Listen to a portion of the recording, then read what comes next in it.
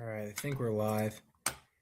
Trying to figure out if we're live on Instagram or not. This thing is always like so buggy on when I try to connect to Instagram. It's crazy. Let's see. No, it's not. I don't know why it's not working. Oh, here we go. All right, there we go. All right, so it just takes like 20. There's like an extra minute, like long delay. I got to remember for Instagram next time. But welcome everyone. This is the second. Actually, it's really the first official Market Monday since I did it on a Tuesday last week. But this week it's just basically going to be me going in and looking at the market open for outrights since we don't have any props available on most of the legals right now. So really just diving into the outright market, talking about who rose, who fell. Going to recap last week and then kind of give you guys like 3 or 4 names to keep an eye on as this week progresses and who I think is going to be moving. So if you want to bet them, get them like right now.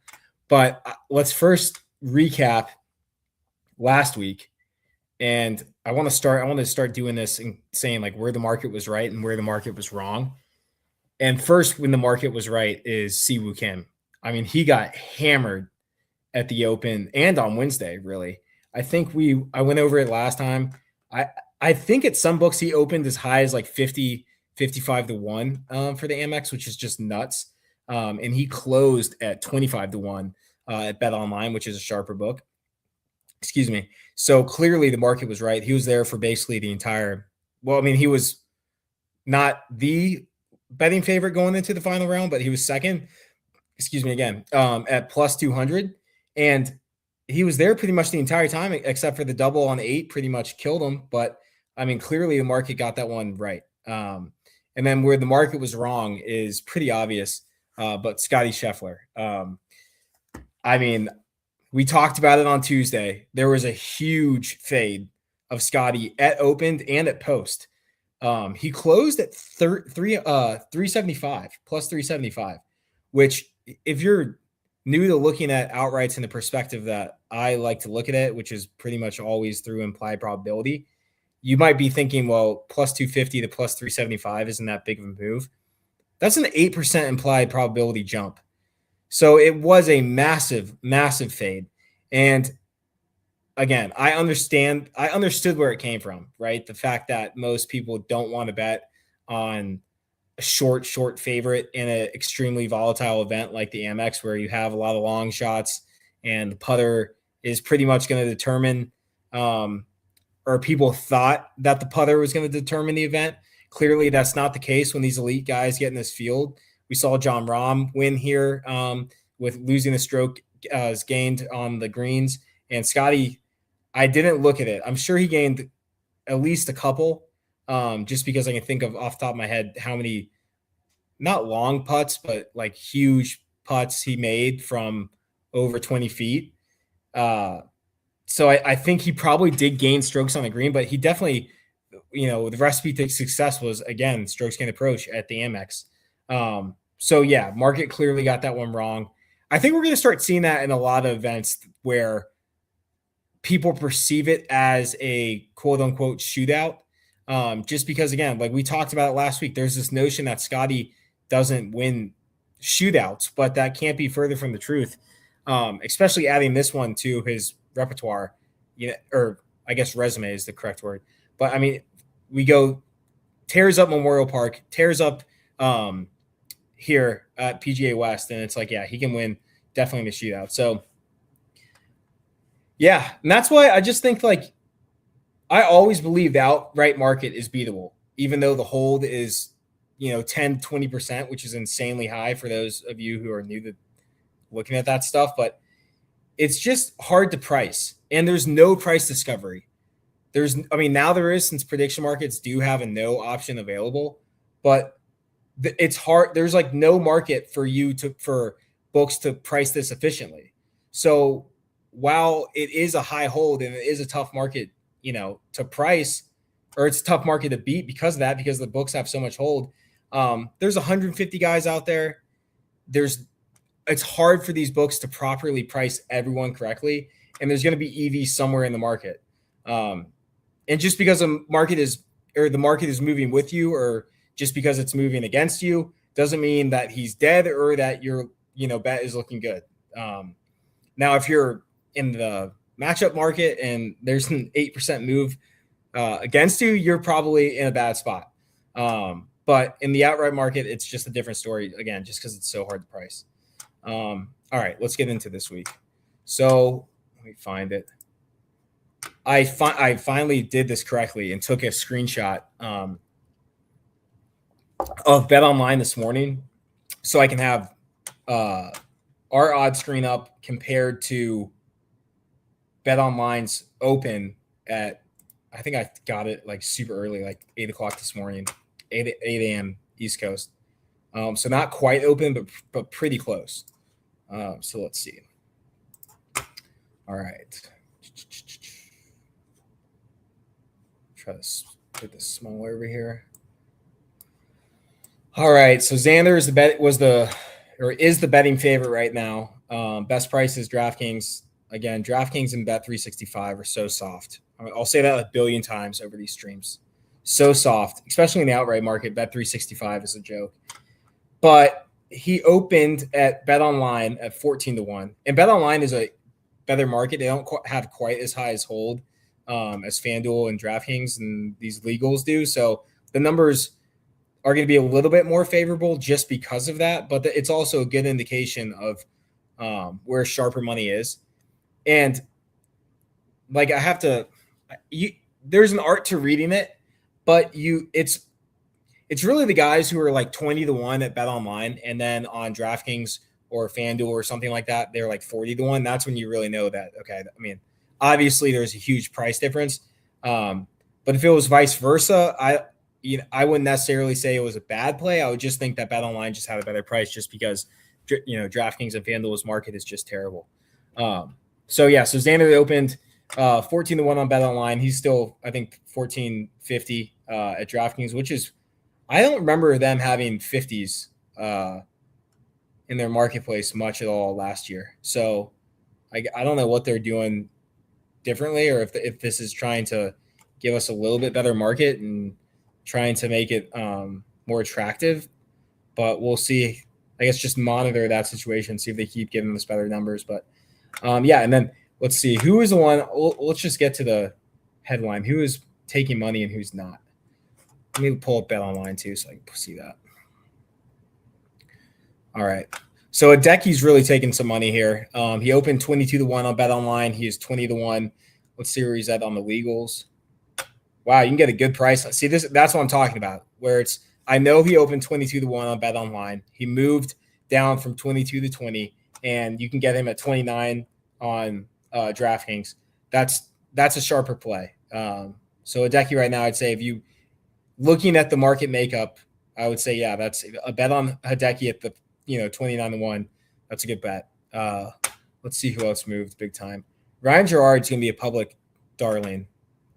He opened 35-1 on BetOnline. He's still 35-1 on BetOnline. At the legals, he is 33.45. Man, again, DraftKings is so soft. So Gerard would be a good play, even though I think he's going to be the one who everyone is going to be on this week. I mean, a runner-up, basically what? A runner-up in South Africa, and then what he finished in the Sony. I think it was a top 10 in the Sony, and then a runner-up in the Amex. Yeah, everyone's going to be on him. Marco Pinge in the field. He hasn't moved at all. Open 45-1. He's still there. Let's see. I'm trying to digest this as we go.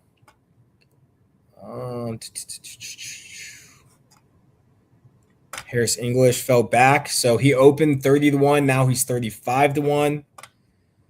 Adam Scott had a nice finish, -4 round in the final round. He opened 40-1. He's still at 40-1. Let's see what happened at the very, very top with Cantlay and Ludwig. Ludwig opened 16 at BetOnline. He's 16 is still there. Cameron Young opened 22. He's still 22. Cantlay opened 22. He fell back a little bit to 25. And we're kind of seeing all these numbers around it for those guys pretty much the same. Ludwig soft, or has a better price at the softer books. So slightly sharper play, but I wouldn't put too much stock into, going from 17-1 to 16-1 on Monday. I always say check again on Wednesday. That's when the limits increase and you can get more down, and you see sharper guys getting in the market and moving these a little bit more. See if there's anything really off. Michael Brennan, that's a decently off number. Sahith Theegala, I think it's an awful course fit for Sahith. But I thought 2 weeks ago, actually last week was a decent course fit for him because you can drive it all over the place. There's no rough. I think this one is a terrible spot. I'll be looking to fade him round one if my numbers say so, and if we get a good price. Johnny Kiefer, a little bit off on DraftKings. Let's see, where did we move Bet365 in the good. I wanted to move that in the third column rather than BetMGM. I like it there. I'm just scanning to see if Bet365 is something that's way off like they did last week.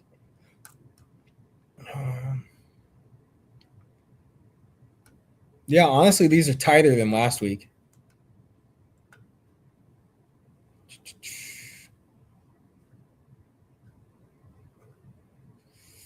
Man, look at these names. Tony Finau. I mean, this is just insane to see. Such a weak field. It's a perfect fit for vintage Tony Finau, and he's pushing 200-1 at DraftKings. That's a crazy number on Billups, too. I don't think he wins here, but I think that's a nuts number. Nuts number. I wonder, do we have anything out on? No props have been released, have they? No. A terrible course fit week in general too. Like, I don't think anyone has a true, or not true thought, but like they're just correlating courses are all over the place depending on who you talk to and what you look at. And it's just hard. There's really nothing like Torrey Pines. It's the longest golf course on tour. It's hard, narrow fairways, deep rough, but the missed fairway penalty, I brought it up in the email I sent today. It's surprising. Like, the missed fairway penalty is not as high up as you would think. You would think Torrey Pines, deep rough, tough to score if you're in there, almost impossible. You would think that it's a severe missed fairway penalty, but because everyone's dealing with that, and the fairways are so narrow, you're going to have driving accuracy is like 51%. So that tells you that players are going to be in there a ton. The penalty itself decreases because everyone is going to be missing these fairways. So no one is going to be able to score. And that it's like middle of the pack. I was so surprised. Like, there's crazy courses that had a higher missed fairway penalty than Torrey Pines. I'm talking like TPC Craig Ranch. Deer Run had a higher missed fairway penalty. Like, just courses that you would not expect to be in the same sentence as Torrey Pines we're getting in there. And then on the flip side, instead of going off of correlating courses, which unfortunately is what I really like to model around, is like course history is huge. It's been bouncing up and down according to where you look. If you're looking at Data Golf or if you're looking at some other source, like if you have stuff in house, but it's pretty high in terms of predictive course history. So I would suggest, if you're going to do any type of modeling or making anything in general, like a stat engine ranking or anything like that, to just doing a couple with only Torrey Pines, because there's no point in trying to get these, not reaches, but just nothing that's relatively like anything close to being a good comparison to Torrey Pines. Like, I think ours is Bay Hill, which I don't necessarily think is, bang on. And I was looking at Data Golf's earlier this morning, and there's like the top 10 courses for correlating courses are not even in the rotation for normal PGA Tour events. So that's worthless to look at because you're not getting a good indication of who actually plays good at these courses. The sample size will be like 8 rounds max for those. Just go off of what you know in terms of like, let's look at Torrey Pines because it's predictive. And we know that for the most part, guys who play well there. And if you don't, then you don't, which it's a cliche, but for the most part, it is true. Which I guess going off that, like another guy who I think is going to be pretty popular again this week is going to be Siwoo.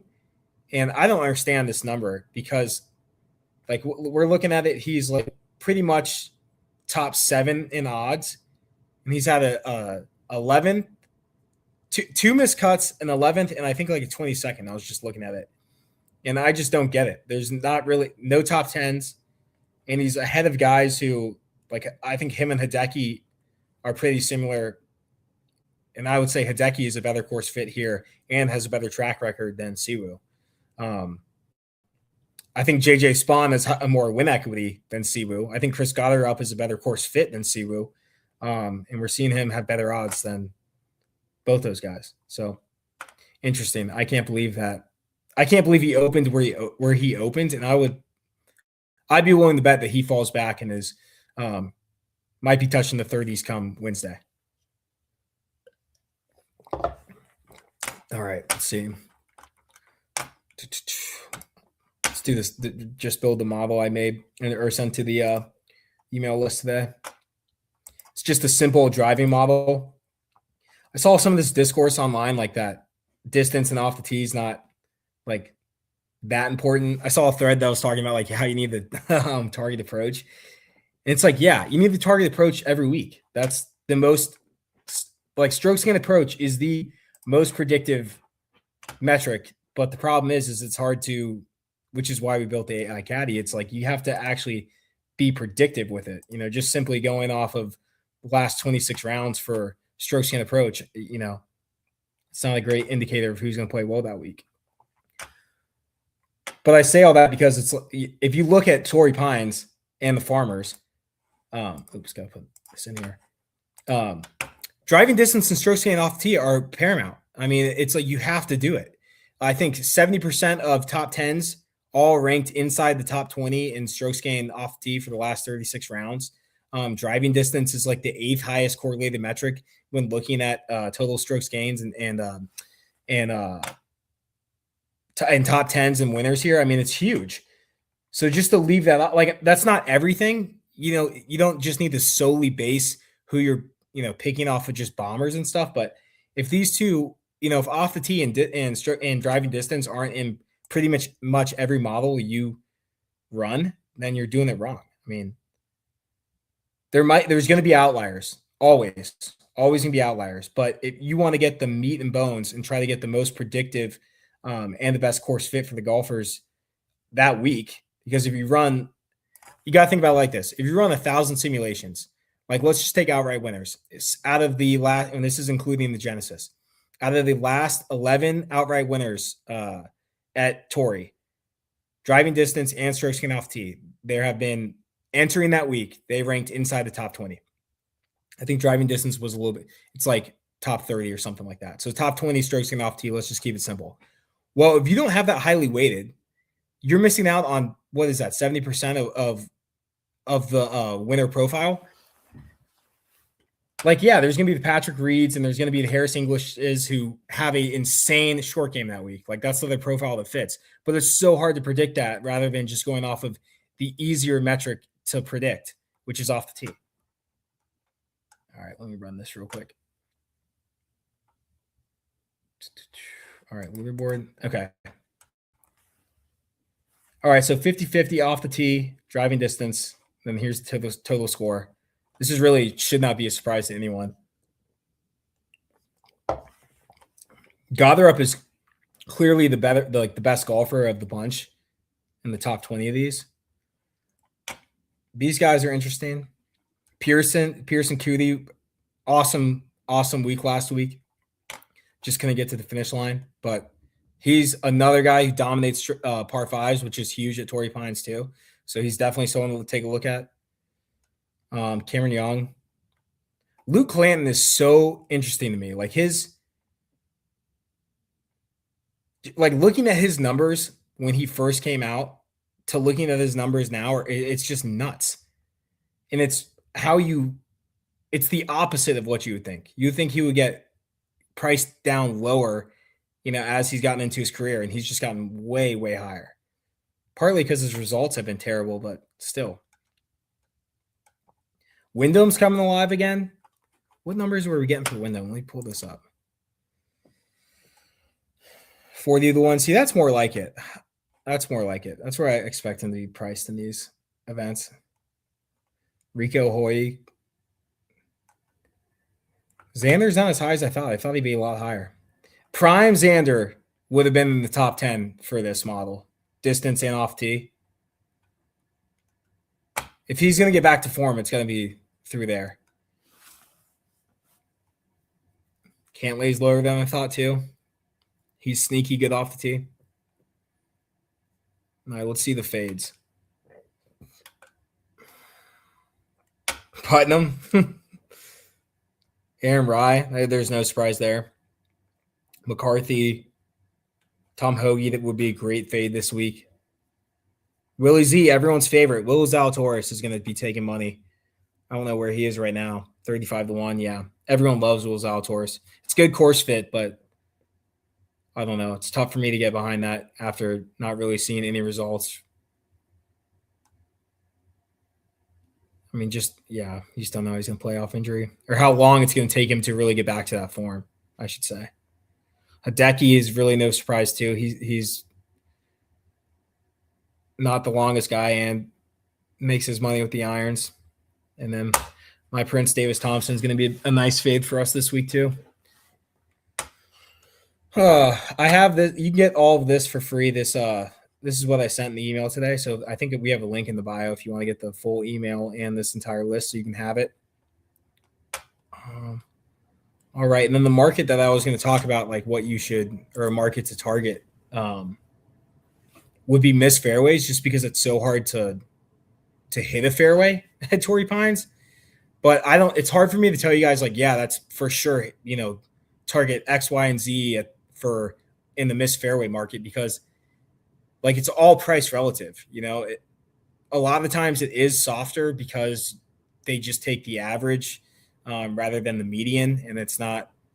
They do obviously factor in the course and how hard the driving accuracy is for that week, but it is softer because, in my experience, they don't adjust correctly. Sometimes it's over adjusting, and when a guy who, if it's a hard fairway to hit course, so like say it's like a Torrey Pines, or I'm trying to think of something off the top of my head, but a course where fairways are hard to hit, and a guy who is extremely accurate, like last year, Colin Morikawa was so accurate. Sometimes you could get a super soft number like 7.5 or something, which is obviously an over adjustment for a guy who, splits the center of the fairway.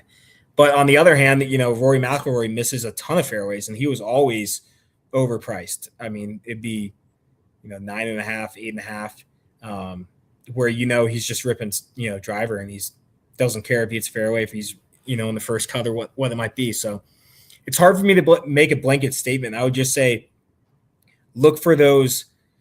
Like, don't look to fade someone who's bad at driving, if that makes sense, or back someone who's good at driving. It all depends on it's all number dependent. I would be, instead of looking at the player, I would be simply looking at the number, and it's like, okay, is this number way too low for what, given the conditions and given what, the first, that's another thing too, is look at the wave.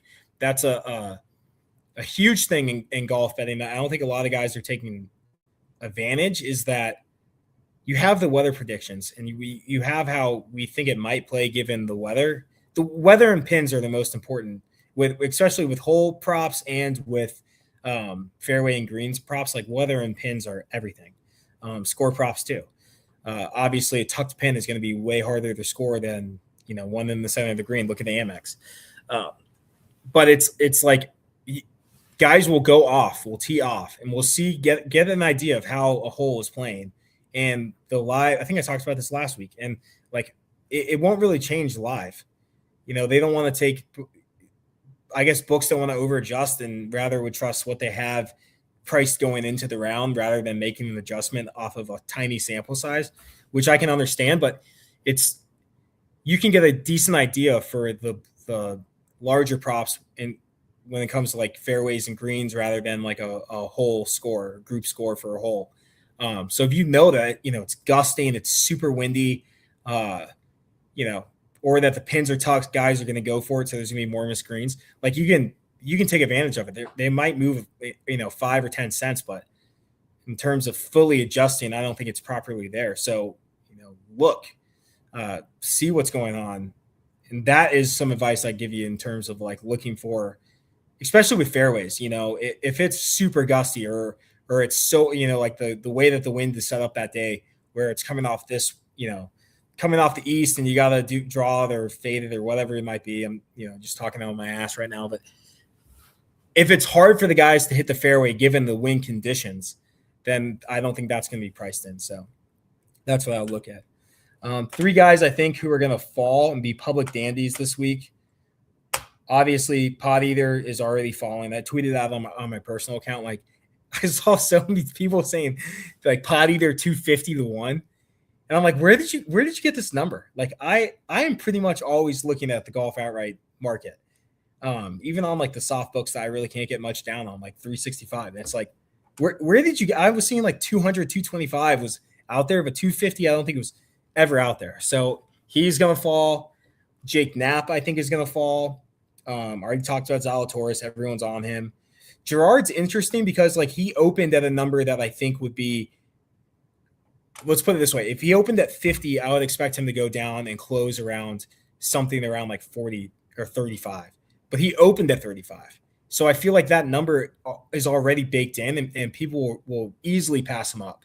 I haven't ran any implied models yet. Our stuff populates at 12:30, and I was doing stuff for other sports today.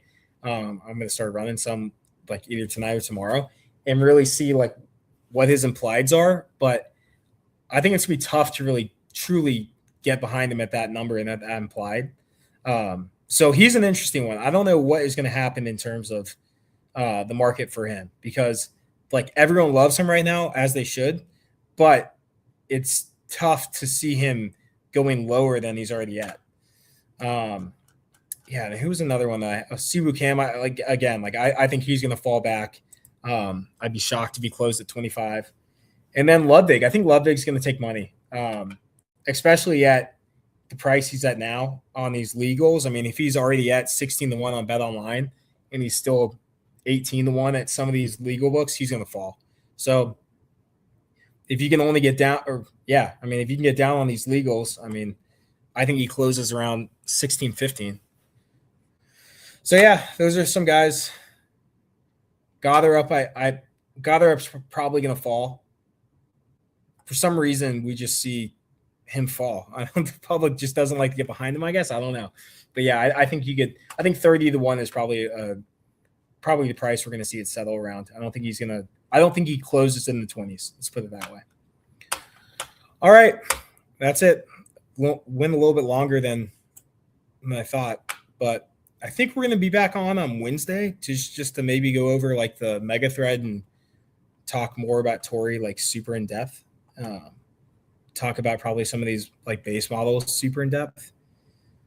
Yeah, that's it. Good luck, guys. And again, I'll talk to you guys later in the week.